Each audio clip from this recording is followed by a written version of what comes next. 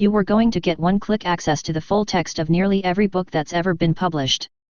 Books still in print you'd have to pay for, but everything else a collection slated to grow larger than the holdings at the Library of Congress, Harvard, the University of Michigan, at any of the great national libraries of Europe would have been available for free at terminals that were going to be placed in every local library that wanted one.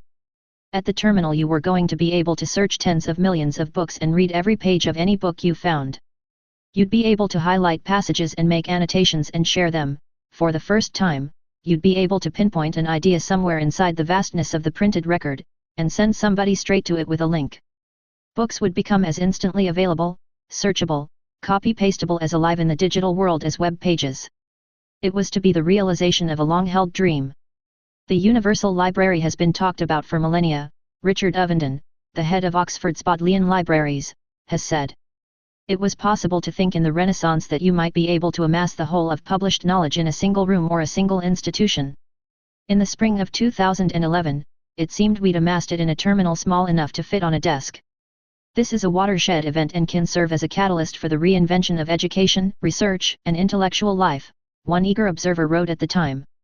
On March 22 of that year, however, the legal agreement that would have unlocked a century's worth of books and peppered the country with access terminals to a universal library was rejected under Rule 23(e)(2) of the Federal Rules of Civil Procedure by the U.S. District Court for the Southern District of New York. When the library at Alexandria burned, it was said to be an international catastrophe. When the most significant humanities project of our time was dismantled in court, the scholars, archivists, and librarians who'd had a hand in its undoing breathed a sigh of relief, for they believed, at the time, that they had narrowly averted disaster. Google's secret effort to scan every book in the world, codenamed Project Ocean, began in earnest in 2002 when Larry Page and Marissa Mayer sat down in the office together with a 300-page book and a metronome. Page wanted to know how long it would take to scan more than 100 million books, so he started with one that was lying around. Using the metronome to keep a steady pace, he and Mayer paged through the book cover to cover. It took them 40 minutes. Page had always wanted to digitize books. Way back in 1996, the student project that eventually became Google, a crawler that would ingest documents and rank them for relevance against a user's query, was actually conceived as part of an effort to develop the enabling technologies for a single, integrated and universal digital library. The idea was that in the future, once all books were digitized, you'd be able to map the citations among them, see which books got cited the most, and use that data to give better search results to library patrons. But books still lived mostly on paper. Page and his research partner, Sergey Brin, developed their popularity contest by citation idea using pages from the World Wide Web. By 2002, it seemed to Page like the time might be ripe to come back to books. With that 40-minute number in mind, he approached the University of Michigan, his alma mater and a world leader in book scanning, to find out what the state of the art in mass digitization looked like.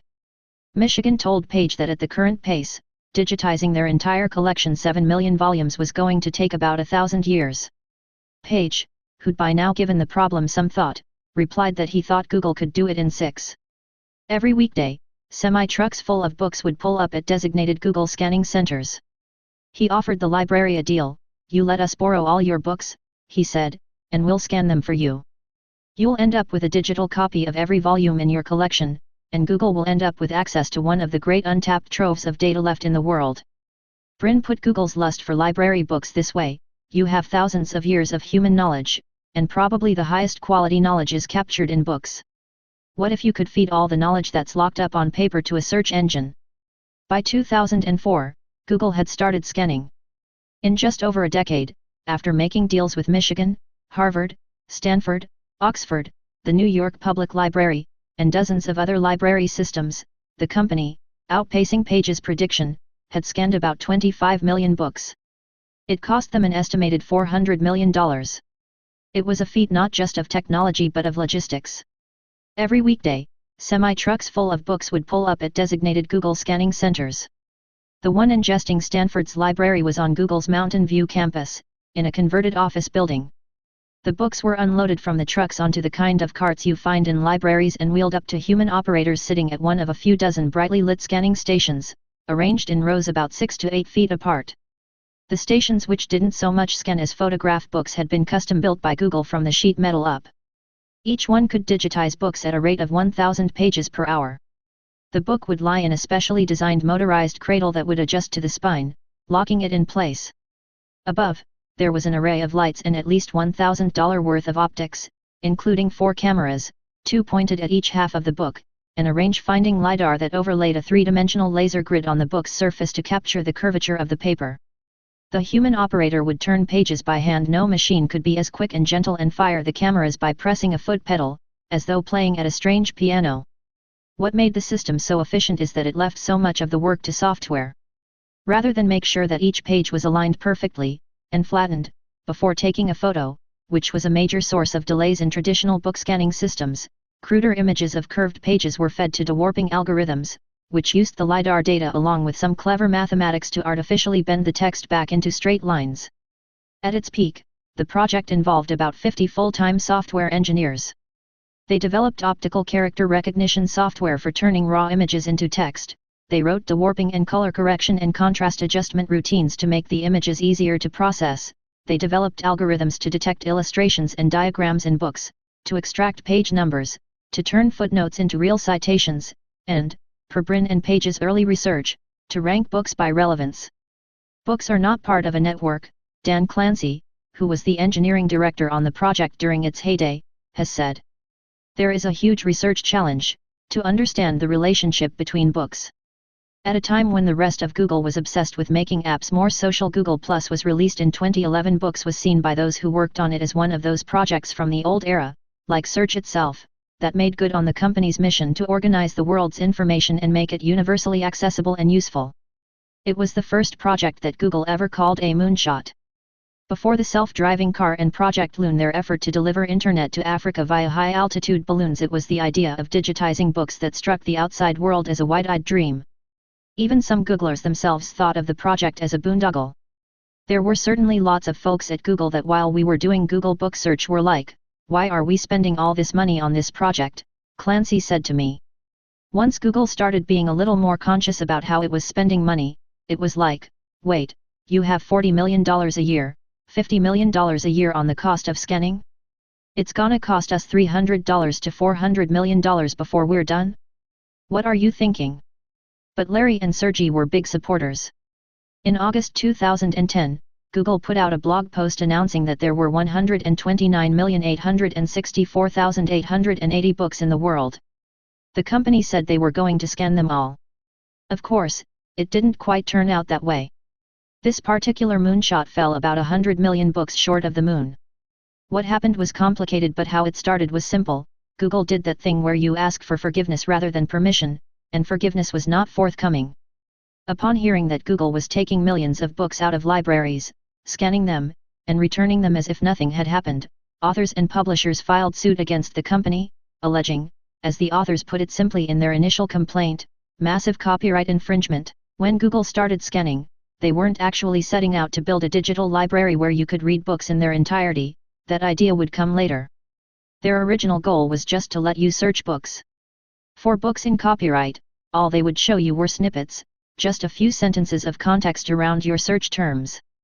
They likened their service to a card catalog. Google thought that creating a card catalog was protected by fair use, the same doctrine of copyright law that lets a scholar excerpt someone else's work in order to talk about it. A key part of the line between what's fair use and what's not is transformation, Google's lawyer, David Drummond, has said. Yes, we're making a copy when we digitize. But surely the ability to find something because a term appears in a book is not the same thing as reading the book. That's why Google Books is a different product from the book itself. It was important for Drummond to be right. Statutory damages for willful infringement of a copyright can run as high as $150,000 for each work infringed. Google's potential liability for copying tens of millions of books could have run into the trillions of dollars. Google had some reason to fear that it was betting the firm on its fair use defense, Pamela Samuelson, a law professor at UC Berkeley, wrote in 2011. Copyright owners pounced. They had good reason to. Instead of asking for anyone's permission, Google had plundered libraries. This seemed obviously wrong. If you wanted to copy a book, you had to have the right to copy it, you had to have the damn copyright. Letting Google get away with the wholesale copying of every book in America struck them as setting a dangerous precedent. one that might well render their copyrights worthless. An advocacy group called the Authors Guild, and several book authors, filed a class action lawsuit against Google on behalf of everyone with a U.S. copyright interest in a book. A group of publishers filed their own lawsuit but joined the Authors Guild class action shortly thereafter. There's actually a long tradition of technology companies disregarding intellectual property rights as they invent new ways to distribute content. In the early 1900s, makers of the piano rolls that control player pianos ignored copyrights in sheet music and were sued by music publishers. The same thing happened with makers of vinyl records and early purveyors of commercial radio. In the 60s, cable operators re-aired broadcast TV signals without first getting permission and found themselves in costly litigation. Movie studios sued VCR makers. Music labels sued Kazaa and Napster. As Tim Wu pointed out in a 2003 Law Review article, what usually becomes of these battles, what happened with piano rolls, with records, with radio, and with cable isn't that copyright holders squash the new technology. Instead, they cut a deal and start making money from it. Often this takes the form of a compulsory license in which, for example, musicians are required to license their work to the piano roll maker, but in exchange, the piano roll maker has to pay a fixed fee, say 2 cents per song, for every roll they produce.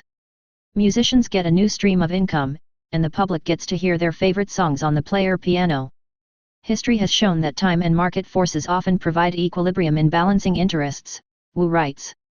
But even if everyone typically ends up ahead, each new cycle starts with right shoulders fearful they're being displaced by the new technology. When the VCR came out, film executives lashed out.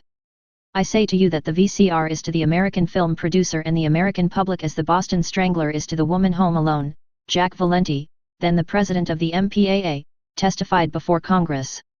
The major studios sued Sony, arguing that with the VCR, the company was trying to build an entire business on intellectual property theft. But Sony Corp of America v. Universal City Studios, Inc. became famous for its holding that as long as a copying device was capable of substantial non-infringing uses like someone watching home movies, its makers couldn't be held liable for copyright infringement. There was an opportunity to do something extraordinary for readers and academics in this country. The Sony case forced the movie industry to accept the existence of VCRs. Not long after, they began to see the device as an opportunity. The VCR turned out to be one of the most lucrative inventions for movie producers as well as hardware manufacturers since movie projectors, one commentator put it in 2000. It only took a couple of years for the authors and publishers who sued Google to realize that there was enough middle ground to make everyone happy. This was especially true when you focused on the back catalog, on out-of-print works, instead of books still on store shelves. Once you made that distinction, it was possible to see the whole project in a different light. Maybe Google wasn't plundering anyone's work.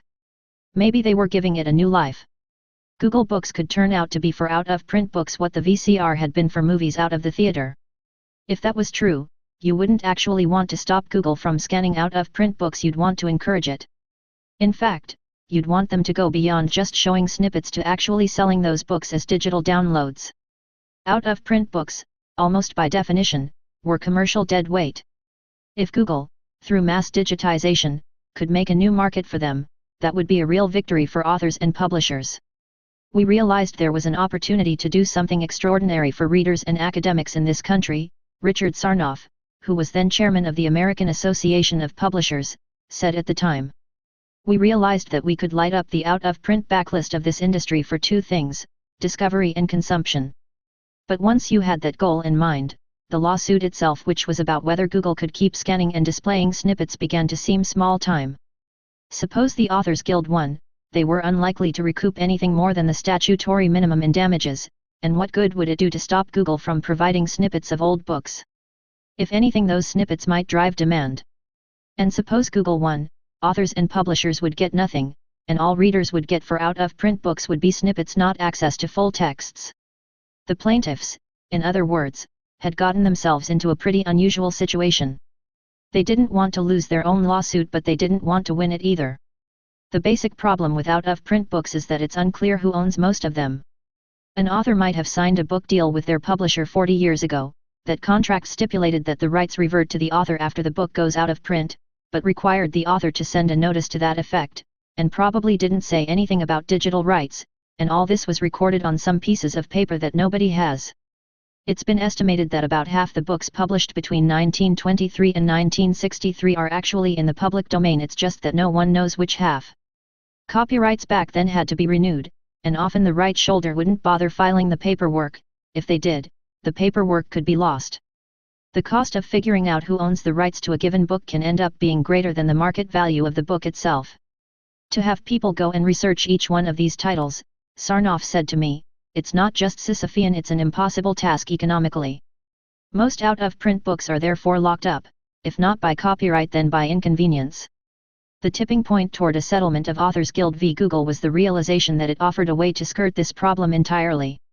Authors Guild was a class action lawsuit, and the class included everyone who held an American copyright in one or more books. In a class action, the named plaintiffs litigate on behalf of the whole class, though anyone who wants to can opt out. So a settlement of the Authors Guild case could theoretically bind just about every author and publisher with a book in an American library. In particular, you could craft a deal in which copyright owners, as a class, agreed to release any claims against Google for scanning and displaying their books, in exchange for a cut of the revenue on sales of those books. If you have a kind of an institutional problem, said Jeff Cunard, a partner at Debevoise and Plimpton who represented the publishers in the case, you can address the issue through a class action settlement mechanism, which releases all past claims and develops a solution on a going-forward basis. And I think the genius here was of those who saw this as a way of addressing the problem of out-of-print books and liberating them from the dusty corners to which they'd been consigned. It was a kind of hack. If you could get the class on board with your settlement, and if you could convince a judge to approve it, a step required by law, because you want to make sure the class representatives are acting in the class's best interests, then you could in one stroke cut the Gordian knot of ambiguous rights to old books. With the class action settlement, authors and publishers who stayed in the class would in effect be saying to Google, go ahead. Naturally, they'd have to get something in return. And that was the clever part. At the heart of the settlement was a collective licensing regime for out-of-print books. Authors and publishers could opt out their books at any time. For those who didn't, Google would be given wide latitude to display and sell their books, but in return, 63% of the revenues would go into escrow with a new entity called the Book Rights Registry. The registry's job would be to distribute funds to right shoulders as they came forward to claim their works. In ambiguous cases, part of the money would be used to figure out who actually owned the rights. Book publishing isn't the healthiest industry in the world, and individual authors don't make any money out of print books, Cunard said to me. Not that they would have made gazillions of dollars with Google Books and the registry, but they would at least have been paid something for it. And most authors actually want their books to be read. What became known as the Google Books Search Amended Settlement Agreement came to 165 pages and more than a dozen appendices. It took 2.5 years to hammer out the details. Sarnoff described the negotiations as four-dimensional chess between the authors, publishers, libraries, and Google. Everyone involved, he said to me, and I mean everyone on all sides of this issue, thought that if we were going to get this through, this would be the single most important thing they did in their careers. Ultimately, the deal put Google on the hook for about $125 million, including a one-time $45 million payout to the copyright holders of books it had scanned, something like $60 per book, along with $15.5 million in legal fees to the publishers, $30 million to the authors, and $34.5 million toward creating the registry. But it also set the terms for how out-of-print books, newly freed, would be displayed and sold. Under the agreement, Google would be able to preview up to 20% of a given book to entice individual users to buy, and it would be able to offer downloadable copies for sale, with the prices determined by an algorithm or by the individual right shoulder, in price bins initially ranging from $1.99 to $29.99. All the out-of-print books would be packaged into an institutional subscription database that would be sold to universities, where students and faculty could search and read the full collection for free.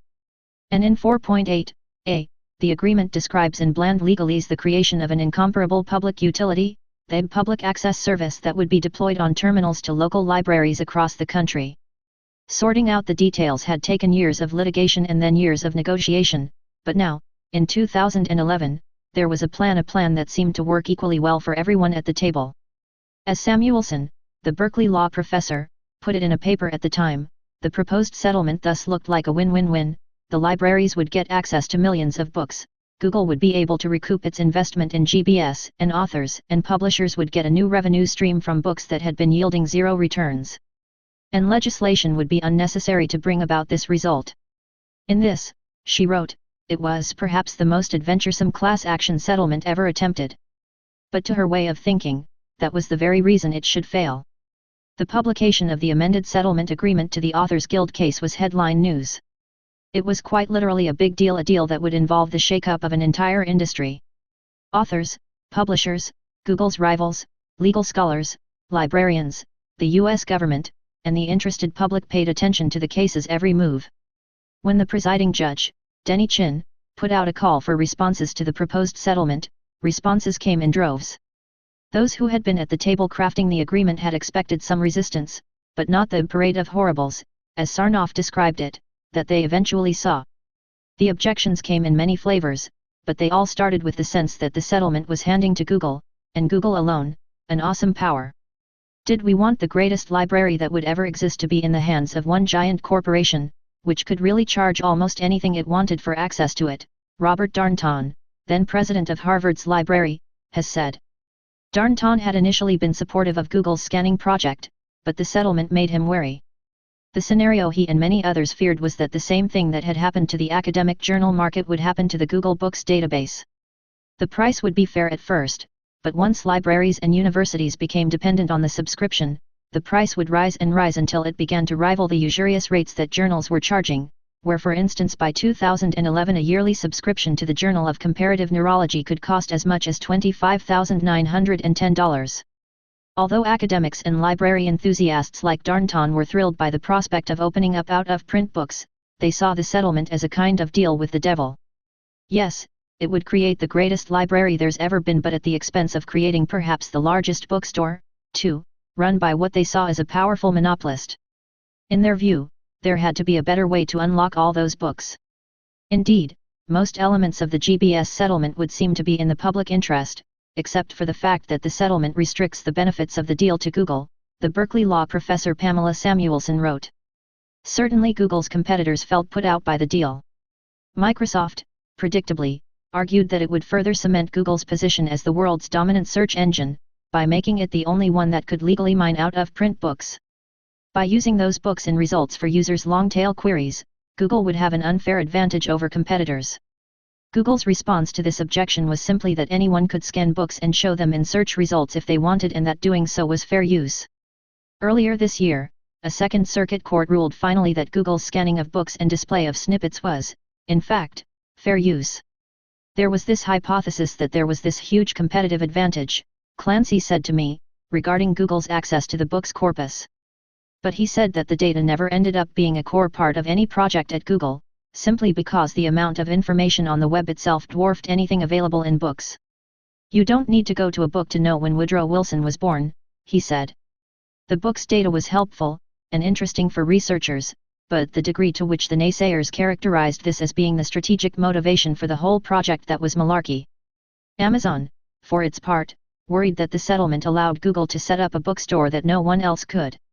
Anyone else who wanted to sell out-of-print books, they argued, would have to clear rights on a book-by-book basis, which was as good as impossible, whereas the class action agreement gave Google a license to all of the books at once. This objection got the attention of the Justice Department, in particular the Antitrust Division, who began investigating the settlement. In a statement filed with the court, the DOJ argued that the settlement would give Google a de facto monopoly on out-of-print books. That's because for Google's competitors to get the same rights to those books, they'd basically have to go through the exact same bizarre process, scan them en masse, get sued in a class action, and try to settle. Even if there were reason to think history could repeat itself in this unlikely fashion, the DOJ wrote, it would scarcely be sound policy to encourage deliberate copyright violations and additional litigation. Google's best defense was that the whole point of antitrust law was to protect consumers, and, as one of their lawyers put it, from the perspective of consumers, one way to get something is unquestionably better than no way to get it at all. Out-of-print books had been totally inaccessible online, now there'd be a way to buy them. How did that hurt consumers? A person closely involved in the settlement said to me, each of the publishers would go into the antitrust division and say, well, but look, Amazon has 80% of the e-book market. Google has 0% or 1%. This is allowing someone else to compete in the digital books space against Amazon. And so you should be regarding this as pro-competitive, not anti-competitive. Which seemed also very sensible to me. But it was like they were talking to a brick wall. And that reaction was shameful. The DOJ held fast. In some ways, the parties to the settlement didn't have a good way out. No matter how non-exclusive they tried to make the deal, it was in effect a deal that only Google could get because Google was the only defendant in the case. For a settlement in a class action titled Authors Guild v. Google to include not just Google but, say, every company that wanted to become a digital bookseller, would be to stretch the class action mechanism past its breaking point. This was a point that the DOJ kept coming back to. The settlement was already a stretch, they argued. The original case had been about whether Google could show snippets of books it had scanned, and here you had a settlement agreement that went way beyond that question to create an elaborate online marketplace, one that depended on the indefinite release of copyrights by authors and publishers who might be difficult to find, particularly for books long out of print. It is an attempt, they wrote, to use the class action mechanism to implement forward-looking business arrangements that go far beyond the dispute before the court in this litigation. The DOJ objections left the settlement in a double bind: focus the deal on Google and you get accused of being anti-competitive. Try to open it up and you get accused of stretching the law governing class actions. The lawyers who had crafted the settlement tried to thread the needle. The DOJ acknowledged as much. The United States recognizes that the parties to the ASA are seeking to use the class action mechanism to overcome legal and structural challenges to the emergence of a robust and diverse marketplace for digital books, they wrote. Despite this worthy goal, the United States has reluctantly concluded that use of the class action mechanism in the manner proposed by the ASA is a bridge too far. Their argument was compelling, but the fact that the settlement was ambitious didn't mean it was illegal, just unprecedented. Years later, another class action settlement that involved opt-out, forward-looking business arrangements very similar to the kind set up by the Google settlement was approved by another district court. That case involved the prospective exploitation of publicity rights of retired NFL players. The settlement made those rights available to an entity that would license them and distribute the proceeds. What was interesting about it, says Cunard, who was also involved in that litigation, was that not a single opponent of the settlement ever raised Judge Chin's decision or any of the oppositions to it with respect to that settlement being beyond the scope of the pleadings. Had that case been decided 10 years ago, Cunard said, it would have been a very important and substantial precedent, significantly undercutting the bridge too far argument against the Authors Guild agreement. It demonstrates that the law is a very fluid thing, he said. Somebody's got to be first. In the end, the DOJ's intervention likely spelled the end of the settlement agreement. No one is quite sure why the DOJ decided to take a stand instead of remaining neutral. Dan Clancy, the Google engineering lead on the project who helped design the settlement, thinks that it was a particular brand of objector, not Google's competitors but sympathetic entities you'd think would be in favor of it, like library enthusiasts, academic authors, and so on, that ultimately flipped the DOJ. I don't know how the settlement would have transpired if those naysayers hadn't been so vocal, he told me. It's not clear to me that if the libraries and the Bob Darntons and the Pam Samuelsons of the world hadn't been so active that the Justice Department ever would have become involved, because it just would have been Amazon and Microsoft bitching about Google. Which is like, yet, tell me something new. Whatever the motivation, the DOJ said its piece and that seemed to carry the day. In his ruling concluding that the settlement was not fair, adequate, and reasonable under the rules governing class actions, Judge Denny Chin recited the DOJ's objections and suggested that to fix them, you'd either have to change the settlement to be an opt-in arrangement which would render it toothless, or try to accomplish the same thing in Congress. While the digitization of books and the creation of a universal digital library would benefit many, Chin wrote in his decision, the ASA would simply go too far.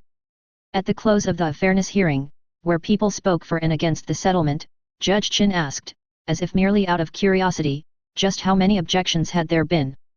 And how many people had opted out of the class? The answers were more than 500, and more than 6,800. Reasonable people could disagree about the legality of the settlement, there were strong arguments on either side, and it was by no means obvious to observers which side Judge Chin was going to come down on. What seemed to turn the tide against the settlement was the reaction of the class itself. In my more than 25 years of practice in class action litigation, I've never seen a settlement reacted to that way, with that many objectors, said Michael Boney, who was the lead negotiator for the authors class in the case. That strong reaction was what likely led to the DOJ's intervention. It turned public opinion against the agreement, and it may have led Chin to look for ways to kill it. After all, the question before him was whether the agreement was fair to class members. The more class members came out of the woodwork, and the more upset they seemed to be, the more reason he'd have to think that the settlement didn't represent their interests. The irony is that so many people opposed the settlement in ways that suggested they fundamentally believed in what Google was trying to do. One of Pamela Samuelson's main objections was that Google was going to be able to sell books like hers, whereas she thought they should be made available for free. The fact that she, like any author under the terms of the settlement, could set her own book's price to zero was not consolation enough, because orphan works with unfindable authors would still be sold for a price. In hindsight, it looks like the classic case of perfect being the enemy of the good. Surely having the books made available at all would be better than keeping them locked up, even if the price for doing so was to offer orphan works for sale. In her paper concluding that the settlement went too far, Samuelson herself even wrote, "It would be a tragedy not to try to bring this vision to fruition, now that it is so evident that the vision is realizable. This is not important enough for the Congress to somehow adjust copyright law."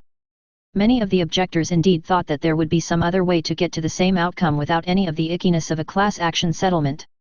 A refrain throughout the fairness hearing was that releasing the rights of out-of-print books for mass digitization was more properly a matter for Congress. When the settlement failed, they pointed to proposals by the U.S. Copyright Office recommending legislation that seemed in many ways inspired by it, and to similar efforts in the Nordic countries to open up out-of-print books, as evidence that Congress could succeed where the settlement had failed. Of course, nearly a decade later, nothing of the sort has actually happened. "It has got no traction," Cunard said to me about the Copyright Office's proposal, "and is not going to get a lot of traction now, I don't think." Many of the people I spoke to who were in favor of the settlement said that the objectors simply weren't practical-minded. They didn't seem to understand how things actually get done in the world. They felt that if not for us and this lawsuit, there was some other future where they could unlock all these books, because Congress would pass a law or something. And that future, as soon as the settlement with Guild, nobody gave a shit about this anymore, Clancy said to me. "It certainly seems unlikely that someone is going to spend political capital, especially today, trying to change the licensing regime for books, let alone old ones. This is not important enough for the Congress to somehow adjust copyright law," Clancy said. "It's not going to get anyone elected. It's not going to create a whole bunch of jobs. It's no coincidence that a class action against Google turned out to be perhaps the only plausible venue for this kind of reform. Google was the only one with the initiative, and the money, to make it happen. If you want to look at this in a raw way," Alan Adler, in-house counsel for the publishers, said to me, "a deep-pocketed, private corporate actor was going to foot the bill for something that everyone wanted to see. Google poured resources into the project, not just to scan the books but to dig up and digitize old copyright records, to negotiate with authors and publishers, to foot the bill for a books rights registry. Years later, the Copyright Office has gotten nowhere with a proposal that retreads much the same ground, but whose every component would have to be funded with congressional appropriations." I asked Bob Darnton, who ran Harvard's library during the Google Books litigation and who spoke out against the settlement, whether he had any regrets about what ended up happening. "Insofar as I have a regret, it is that the attempts to out-Google Google are so limited by copyright law," he said. He's been working on another project to scan library books. The scanning has been limited to books in the public domain. "I'm in favor of copyright, don't get me wrong, but really to leave books out of the public domain for more than a century to keep most American literature behind copyright barrier," he said, "I think is crazy." The first copyright statute in the United States, passed in 1790, was called an Act for the Encouragement of Learning. Copyright terms were to last 14 years, with the option to renew for another 14, but only if the author was alive at the end of the first term. The idea was to strike a pragmatic bargain between authors and the reading public. Authors would get a limited monopoly on their work so they could make a living from it, but their work would retire quickly into the public domain. Somewhere at Google there is a database containing 25 million books and nobody is allowed to read them. Copyright terms have been radically extended in this country largely to keep pace with Europe, where the standard has long been that copyrights last for the life of the author plus 50 years. But the European idea, it's based on natural law as opposed to positive law, Latif Mdaima, a copyright scholar at Howard University Law School, said. Their whole thought process is coming out of France and Hugo and those guys that my work is my enfant, he said, and the state has absolutely no right to do anything with it, kind of a Lockean point of view. As the world has flattened, copyright laws have converged, lest one country be at a disadvantage by freeing its intellectual products for exploitation by the others. And so the American idea of using copyright primarily as a vehicle, for the Constitution, to promote the progress of science and useful arts, not to protect authors, has eroded to the point where today we've locked up nearly every book published after 1923. The greatest tragedy is we are still exactly where we were on the orphan works question. That stuff is just sitting out there gathering dust and decaying in physical libraries, and with very limited exceptions, Mtima said, nobody can use them. So everybody has lost and no one has won. After the settlement failed, Clancy told me that at Google there was just this air let out of the balloon. Despite eventually winning Authors Guild v. Google, and having the courts declare that displaying snippets of copyrighted books was fair use, the company all but shut down its scanning operation. It was strange to me, the idea that somewhere at Google there is a database containing 25 million books and nobody is allowed to read them. It's like that scene at the end of the first Indiana Jones movie where they put the Ark of the Covenant back on a shelf somewhere, lost in the chaos of a vast warehouse. It's there. The books are there. People have been trying to build a library like this for ages. To do so, they've said, would be to erect one of the great humanitarian artifacts of all time, and here we've done the work to make it real and we were about to give it to the world, and now, instead, it's 50 or 60 petabytes on disk, and the only people who can see it are half a dozen engineers on the project who happen to have access because they're the ones responsible for locking it up. I asked someone who used to have that job, what would it take to make the books viewable in full to everybody? I wanted to know how hard it would have been to unlock them. What's standing between us and a digital public library of 25 million volumes? You'd get in a lot of trouble, they said, but all you'd have to do, more or less, is write a single database query. You'd flip some access control bits from off to on. It might take a few minutes for the command to propagate.